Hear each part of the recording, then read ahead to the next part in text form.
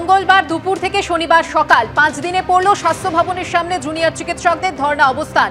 রাজ্য সরকার শর্ত না মানায় আন্দোলনের ঝাঁজ প্রতিদিনই তীব্র থেকে তীব্রতর হচ্ছে। হ্যাপি ফ্যামিলির হ্যাপি স্মাইল। কসমো বাজার, পুজো ইন স্টাইল। কি বলছেন জুনিয়র চিকিৎসকরা জানবো, সরাসরি চলে যাব আমাদের প্রতিনিধি সন্দীপ সরকারের কাছে।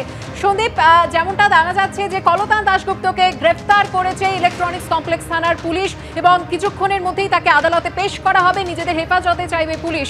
কি বলছেন জুনিয়র চিকিৎসকেরা? তার মধ্যেই আমরা জানি আজ ফের রাত দখলের ডাক দিয়েছেন তারা।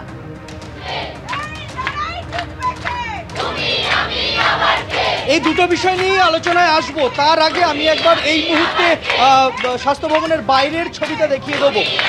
যে ছবি আমরা গত মঙ্গলবার থেকে দেখে আসছি, একই রকমভাবে স্লোগান শাউটিং চলছে বিভিন্ন মেডিকেল কলেজ, অন্যান্য চিকিৎসা প্রতিষ্ঠান থেকে, তা সরকারি হোক বেসরকারি হোক সমস্ত চিকিৎসা প্রতিষ্ঠান থেকে দলে দলে এখানে পড়ুয়ারা, ডাক্তারি পড়ুয়ারা, স্বাস্থ্য ব্যবস্থার সঙ্গে যুক্ত সকলে আসছে, বিচারের দাবিতে স্লোগান চলছে। তুমি দেখতে পাবে যে সিনিয়ররা রয়েছেন, জুনিয়ররা তো আসেনি, আন্দোলনটা তাদের হাতে শুরু, তারা রয়েছেন, সিনিয়র চিকিৎসকেরা রয়েছেন, প্রত্যেকে কিন্তু একই রকমভাবে স্লোগান করছেন, বিক্ষোভ দেখাচ্ছেন। আমার সঙ্গে রয়েছেন শুভেন্দু মল্লিক, আন্দোলনকারী জুনিয়র ডাক্তারদের এক প্রতিনিধি, তার সাথে কথা বলবো।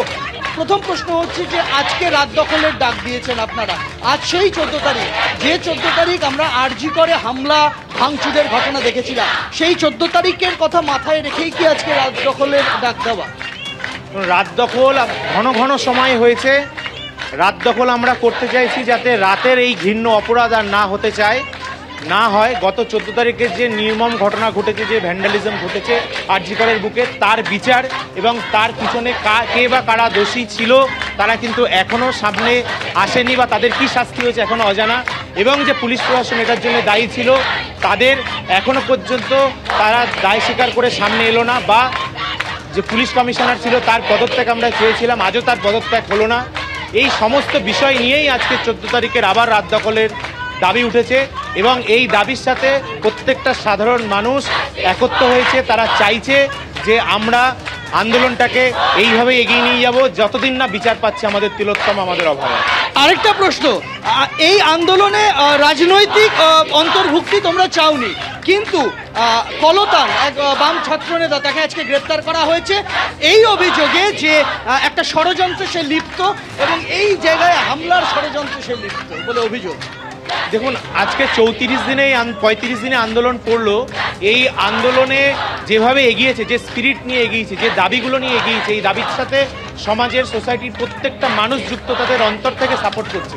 তাই এই আন্দোলনে কোনো অভিপ্রেত ঘটনা সাধারণ মানুষের পক্ষ থেকে বা কেউ চেষ্টা করবে, এইটা আমাদের বিশ্বাস হচ্ছে না। যদি কেউ করে থাকে তদন্ত আসুক, স্বচ্ছ তদন্ত হোক, যাতে কোনো রকম অভিসন্ধি নিয়ে কাউকে অ্যারেস্ট করা না হয়, এই আমরা বলবো।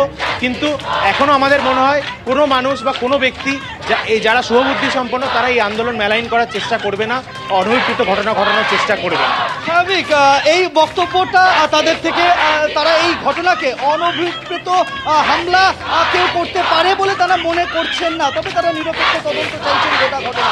আরও একবার এই ছবিটা দেখাবো, আমার সঙ্গে রয়েছেন অতনু কুণ্ডু, তাকে দেখাবো, বলবো যে আমার স্বর তোমার স্বর, জাস্টিস ফর আরজি কর, এই স্লোগানে কিন্তু এই বর্ষায় ভেজা রাস্তায় বসে বিক্ষোভ স্লোগান একই রকমভাবে চালিয়ে যাচ্ছেন আন্দোলনকারীরা। ধন্যবাদ Sandeep. Justice for Arji Kar! Justice for Arji Kar! Justice for Arji Kar!